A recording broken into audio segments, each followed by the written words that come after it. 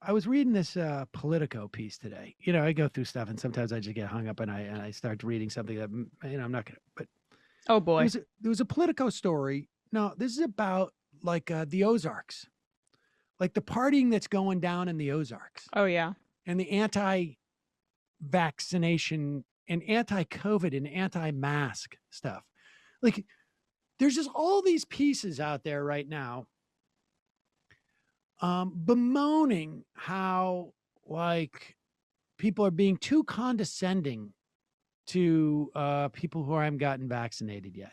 Now, look, there is definitely a significant cohort of people who, despite the efforts we have seen, don't have easy access to the vaccination. Maybe they're a little bit skeptical, which, I don't like getting stuck with a needle. They're a little bit skeptical, and it hasn't been made quite easy enough for them. And yes, I get it. Like, you should understand, like, maybe you need to make a little bit of effort in this. Some people, like, they can't, you know, almost everybody here had to take the day off after they got vaccinated because it started to make, you get some side effects that make you feel a little sick for a day. And a lot of people don't have that opportunity. So I want to be clear here. I'm not putting everybody in one basket. Okay. And I don't know what the numbers are. It's hard to sort of like tease these out from the polling. But let's just say half the country is not vaccinated, and half of those people are just complete jackasses about it. Hmm. The other half, there may be other, but half of them are just complete jackasses about it. Here, and it goes beyond just not getting vaccinated, and it goes beyond just not deciding that they're going to wear masks. It is an attitude of like, how dare you get vaccinated and wear a mask? Like, that's the thing, is like, that is underappreciated here. This is a story in Politico. One woman, they're talking about, like, this is at down in, in the Ozarks. One woman, Brittany Hanlon, who wears a mask while battling cancer, said she was heckled for doing so while walking through a Walmart. Take off your mask, two women shouted at as she tried shopping. The woman told her that mask was making them uncomfortable, Hanlon recalled, which I don't understand. It's not like I was doing anything mean or inappropriate. I just had a plain black mask on. This is how defensive this woman with cancer has to feel. An employee at the Ha Ha Tonka State Park Visitor Center in the Lake of Ozarks, Hanlon says she wears a mask while interacting with the roughly 600 to 700 people a week there. She's typically greeted with sneers and requests that she remove it. Where are all the think pieces by the smart people talking about the woman who works at the state park with cancer having to deal with like visitors to the park sneering at her? Right. Well, I mean, I agree. I agree with you. I think some of the think pieces are directed at like articles in the Daily Beast about how this person was an anti-vaxxer and died, and like look at what they said on their deathbed. I should have been vaccinated. You know Like what? it, I think that's a good piece to put out there. I mean, I think that like communicates to people who think that this is not a big deal that you should think it's a big deal. Frankly, I don't think the people who don't have access to the vaccine are reading the Daily Beast. I know that's the whole point. It's for people to feel superior. Yeah, I mean, I think those Daily Beast Oh stuff no, and the anti liberals are so smug. People are entirely symbiotic in all this stuff, in my opinion. yeah, I think like, look, it is fine for people to feel superior. Who cares? Like who cares? The bottom line is like, what has the opportunity? Frankly, Because I it's saw not that same constructive. story. I saw that same story by the doctor who posted on Facebook in the Alabama, not in the Daily Beast, in the Alabama, online version of the thing. And people should read that this person, before they died, the last thing they said was like, I wish I could get the vaccine, because maybe it'll encourage, I don't know, one or two other people to get the vaccine. The idea that like this is somehow like people are being, like the story to come out of this is that people are being too self-satisfied with themselves. That may be the case, but the other people are either A, being like willfully ignorant and are being just as dickish. It's just that they don't write in the Daily Beast about No, it. if They that's just the do it when story, right? But if that's the story to come out of this, you're absolutely right. I just think it's fine as an ancillary point to say that a lot of this is self-serving, and it's also what's I don't like about it is it makes it part of a partisan infighting or false binary when there are significant issues with other cohorts who aren't MAGA diehards, like Black Americans who are unvaccinated at a high rate as well, where there's an entirely different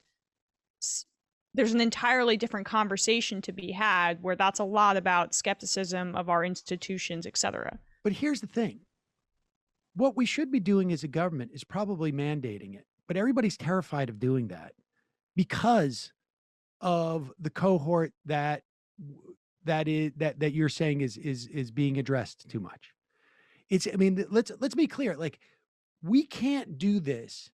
We can't mandate this vaccine because A, there's a fear of like, wait, what happens if Donald Trump becomes president again? Let's just say Donald Trump becomes president and decides to start mandating all sorts of different things that are dubious. Like what, like the creation, the problem here, the reason why it's that much harder to reach those people who don't have access to the vaccine is because it has been so dramatically politicized on the right that it creates a political cost if you lean too forward into it. I mean, look at what happened to the person who's in charge of convincing kids to get their diphtheria vaccine in Tennessee. Like this is the dynamic that we're working here. And the idea that, like, Matt's absolutely right. The Daily Beast thing and the Substack writers talking about how gross it is that liberals think that they're better than everybody. And that's completely a circle jerk. The real issue in terms of getting people vaccinated in this country, the reason why we don't see the proper mandates for vaccinations, the reason why we don't see the aggressiveness is because you can see it right in Tennessee. They fired the woman and wouldn't allow, they suspended reaching out to people to get vaccinated for things like, TB or whatever it is. Yeah, and those people, like, I'm very much against, blaming the propaganda. And you look at the type of information those people have been getting, and we also hear about all this. Jimmy Dore was on Rogan yesterday talking about ivermectin and hydroxychloroquine, hydroxy being suppressed. And it's like you go back to actual congressional hearings, and actually it's the hydroxy freaks outnumber the normal people by 3 to 1, right? Like this narrative of the suppression is what's really, it's just trying to feed that, right? Like, let's emphasize like this sort of liberal hegemony narrative, even though we have a breakthrough case, like a virus that's going out of control because we can't get people on the same page because they've been fed BS about hydroxychloroquine for the past year. I agree with what both of you are saying. I just think there is a one-size-fits-all issue with some of the rhetoric surrounding vaccine hesitancy at this point. But we might see that was effective. Like, I don't know that, like, I agree, Emma, with what you're saying about like the grossness of it, but I also don't know that we're seeing the numbers go down a little bit and vaccinations go up, and I don't know if it's not having an effect. Right, exactly. I mean, that one size fit all, it shamed, Steve Scalise into either admitting that he, like pretending like he hadn't been vaccinated or getting vaccinated on Sunday. There's a reason why the right did that. Oh, it's the Delta variant. I don't know if you can draw a connection to shaming. But the Delta variant, I mean, how are they getting communicated about what the implications of the Delta variant is? It's because you're starting to see stories of like, I wish I got vaccinated in these places where the Delta variant is actually killing people. No, it's because people thought that once the vaccines were rolled out and they gave it to people who were more vulnerable, that they could just ride this out, and they were hesitant about getting the vaccine. People who are most vulnerable could get it and it'll go away. And now they're realizing that it's not going away. But Emma, you think Steve Scalise didn't have access to the information that would have led him? I think he made this decision, as you've said, based on a political calculation. Exactly. And when Steve Scalise and all of the right over the past 2 weeks changed their political calculation, what did you see? You saw vaccinations go up. And it may be a coincidence that you had people coming out there saying, like, it's not so bad to get vaccinated. Or maybe they're talking to some of their people and some of them are listening. Yeah, and All right. I think there's also too much focus on like, oh, this thing happened and it's gonna make the right do like the masks stuff with the CDC. Like Sagar he loves to emphasize these sorts of stories because it goes into a larger narrative they like to peddle, not because they actually care about the individual policy. Yeah, well, I mean, cultural critique and the circle jerk nature of some writers on the left, it's more self-serving than it is actually trying to change the country in any way. Yeah, it's just one more front in which is like a sort of I don't know. I'm better than I'm better than this liberal or these liberals, and we're going to critique liberal culture. So exactly, right, folks. There's more of what you've just saw where that came from. That's if you hit the subscribe and like button. Thank you.